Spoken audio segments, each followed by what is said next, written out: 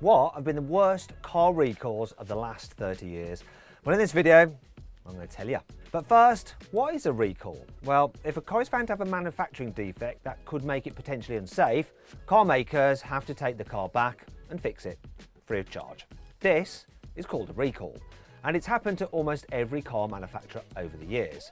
Sometimes these recalls only affect a handful of vehicles, but sometimes it can be thousands and thousands of cars. So I've put together a list of the 25 biggest recalls of the last 30 years, and I've ranked each manufacturer according to how many cars it had to fix for the same fault. I've used data from the UK government, which keeps tabs on every recall going all the way back to the early 1990s.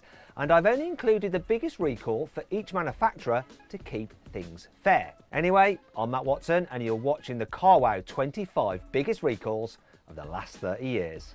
Buying a new car? Then head to CarWow and my team will help you find your next car at a fair price. CarWow, your one-stop car buying comparison site. Let's start back in 2003 when Jaguar had a problem with the indicators on its X-Type. Not because they indicated the wrong way or something like that. Instead, they wonder that thing where they flash at double normal speed to tell you that a bulb has blown. And that's a legal requirement in the UK. This affected more than 30,000 X-Types made between 2001 and 2002. Jaguar had to recall these cars and give them some updated software, so at least it was an easy fix. Suzuki had to recall more than 31,000 Swifts built before 2009 because their boot light might catch fire. How does a boot light set fire to a whole car? Well, some of these cars had a potential short circuit in the wiring that could get very, very hot. And if anything in the car's boot caught fire, it was only a matter of time before it reached the fuel tank underneath. Anyway, Suzuki took the precaution of replacing the lamps and wiring and adding some more boot trim, just to be on the safe side. More than 33,000 Rover 75s made between 1999 and 2002 had to be recalled because of an issue with their front suspension springs. Rover found that the springs could snap, fall off their mounts and slice through your car's tyres on the way. But Rover didn't fit these cars with stronger springs, it just fitted a bracket that would catch the spring if it did break. This sort of attention to detail is probably why MG Rover went bust. Back in 1994, Fiat had to recall more than 35,000 Ibizas made between 1985 and 1991 because their fuel pipes could break. Problem was, the handbrake cable could rub on the fuel lines and cause them to split. Fiat fixed this problem by securing the handbrake cables out of the way so they wouldn't chafe the pipes anymore. No one likes chafe pipes, do they? If I say Chevrolet, you probably think of a Corvette, right? Well, Chevy also sold a bunch of much cheaper cars in the early 2000s, like the Avios, Kalos, Captiva, Lachetti, Nubira, Matiz, and Spark. Nope, I don't remember any of those either, I'm just reading it. And amazingly, more than 38,000 of these cars, made before 2012, were given the wrong brake fluid from the factory. Now this would cause bits of the ABS system to rust, which would stop your brakes working properly. At least the fix wasn't too hard, it just required some fresh brake fluid apparently. Kias are really reliable now, that's why they come with a 7-year warranty. But in 2013, Kia had to recall more than 40,000 Soul, Sorento, Sportage, Optima, Carens and Sedona models made between 2006 and 2011. They could all suffer from issues with the brake light switch, which could lead to further problems with the ESC, cruise control and engine warning light. No wonder Kia got into fixing the matter sharpish. All it took was a new switch, which is handy. Jeep Cherokees built between 1990 and 1999 could suffer from front brake disc failure. The disc could actually separate from the wheel hub under harsh braking. It's not good. Jeep had to recall more than 44,000 cars in 2002 to fix this problem, which it did by giving them new brake discs, surprisingly enough. The Mitsubishi Shogun is supposed to be a rugged off-roader, but more than 50,000 Shoguns built between 1990 and 1999 had to be recalled in 2002 because parts of their steering linkage could break. To be fair, Mitsubishi said it would only happen in severe and extreme conditions. Anyway, Mitsubishi just went and replaced the potentially dodgy part, just to be on the safe side. Land Rover's biggest embarrassment happened in 2009 when more than 77,000 Discovery 3s and Range Rover Sports had to be recalled. In some TD V6 models built between 2003 and 2009, oil could leak onto the braking system and stop it from giving you full brake pressure. Who'd have thought? A Land Rover having a fault, eh? Not possible. At least this fix only involved a new bit of vacuum line to stop the oil leaking out. Easy. In 2018, Mercedes had to recall more than 84,000 C-Class and E-Class models built between 2011 and 2017. They had to have their wiring refitted because dodgy electrical grounding could cause a few warning lights to come on. But in extreme cases, it could even make the driver's airbag deploy for no reason. Now that would be interesting. An airbag going off randomly as you drive. In 2001, Renault recalled loads of Clios made in 1998 and 1999 because their accelerator cable could snap. This affected more than 105,000 cars, but at least the snap cable would make the engine just idle rather than jam the throttle wide open. And fitting a new accelerator cable isn't the hardest job ever. It was easily done. Audi recalled more than 114,000 cars, including A4s, A5s and Q5s in 2018. They were all built between 2011 and 2015 and could suffer from a failure in their heater system. This doesn't sound too major, but it could lead to possible smouldering or even a fire. At least it wouldn't be cold anymore. Audi fixed this just by fitting a new heater element. The Hyundai Tucson has just been replaced, but the previous version was subject to a recall in March this year, and it affected more than 117,000 vehicles. Cars built between 2015 and 2020 could suffer from issues with the ABS and ESC unit, affecting the car's brakes and stability control systems. Good thing it just needed a new fuse and a bit of wiring to fix the issue, because you don't want your brakes and your ESC playing up now, do you? Back in 2002, before the whole Dieselgate issue, all Volkswagen had to worry about was something called a brake vacuum supply pipe.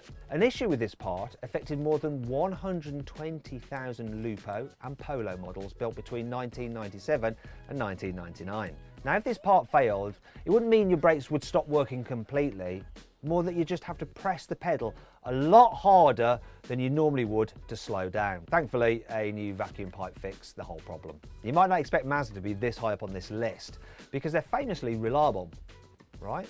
Well, Mazda had to recall more than 121,000 cars in 2017 because water could get into their boot struts and weaken them. This affected some Mazda 3, 5, 6 and 6.5 models built between 2007 and 2015. Worst case scenario, it will cause the boot lid to randomly drop down and bonk you on the head.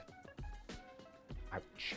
In 2005, Citroën recalled more than 163,000 Picasso, Bilingo and Multispace models made between 2000 and 2003. It did this because if the suspension spring snapped, they could pop out and puncture a tyre while you're driving, a bit like with the problem with the Rover 75. And also like the Rover 75, Citroën just bolted on a suspension cup to catch the spring if it did break. Did you know Volvo invented the 3-point seatbelt? Yeah, it's true that. But Volvo had an issue with the seatbelt anchor cables in the S60, V60, XC60, XC70, V70 and S80 cars built between 2006 and 2018. So in 2020, it recalled 170,000 of these cars to fit stronger seatbelt fasteners. Although knowing the safety-conscious Swedes, they were probably just being a little bit overcautious. If you're looking for a really safe new car, I've actually found a great deal on one of the safest new cars on sale through carwow. Now, I'm not going to tell you what that car is because that'll just spoil the excitement, but if you click on the pop-out banner up there, it should be popping out now, or follow the link below the video. You can check out what that car is and the saving you can get through carwow. This next entry on my list isn't the car maker's fault, but a parts manufacturer. In 2020, Ford had to recall almost 220,000 Mondeos, S-Maxes and Galaxies built between 2006 and 2017 because of an issue with their airbags. These airbags were made by a company called Takata, and they could fire out bits of their casings if they were deployed in an accident. Anyway, Ford fixed the issue by fitting new, safer airbags, which wouldn't fire things into your face in a crash, apart from the airbag, obviously, because you'd need that. Fiat makes lots of small cars, but some of these were affected by a massive recall. Back in 2001, Fiat had to recall more than 248,000 Puntos made between 1993 and 1997. Salt from the roads in winter could get onto the brake lines and corrode them. Fiat fixed this issue with some more rust-resistant brake lines, but it couldn't do anything about the rest of the Punto's performance. It was a pretty rubbish car all round, let's be honest. Ford isn't the only brand on my list that's been affected by a dodgy Takata airbag. Honda had to recall loads of cars in 2016 for the exact same reason. In total, Honda replaced the airbags in more than 252,000 cars.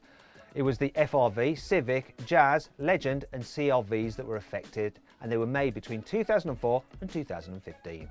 The Peugeot 206 was a massively popular car in the early noughties, but it suffered from a recall. One big issue was to do with clevis pins. Sounds a bit rude, but they're the bits that help connect the brake pedal to the rest of the braking system, so quite important.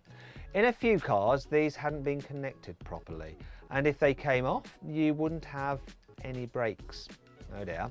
So in 2003, Peugeot recalled more than 284,000 206s made between 1998 and 2002, just to check them all to be safe.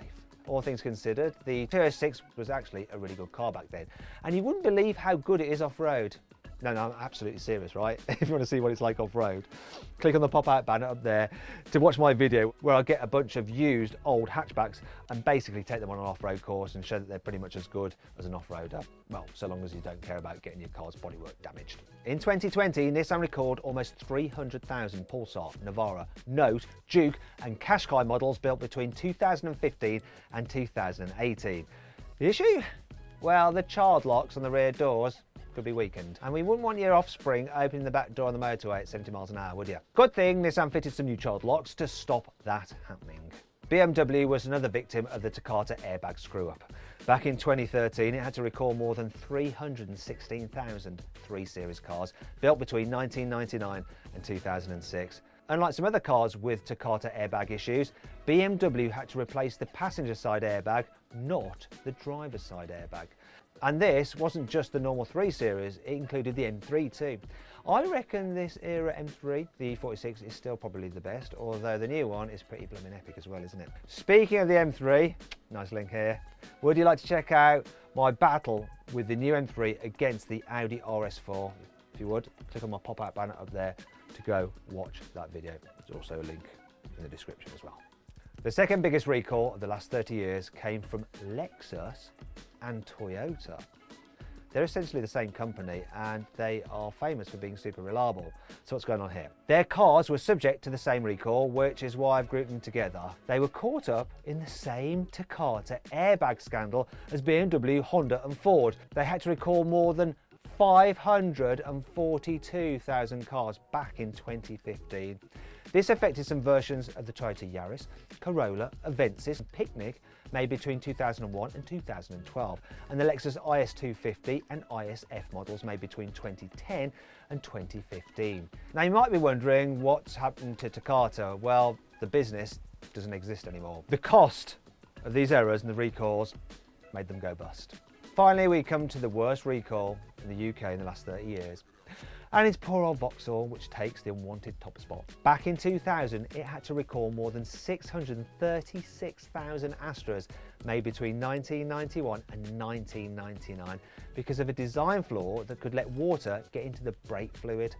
And water isn't a very good substitute for brake fluid, in case you were wondering. Anyway, Vauxhall offered customers replacement fluid as part of their car's servicing, but it also modified the bonnet of these Astras to stop water getting into any unwanted places. Net result?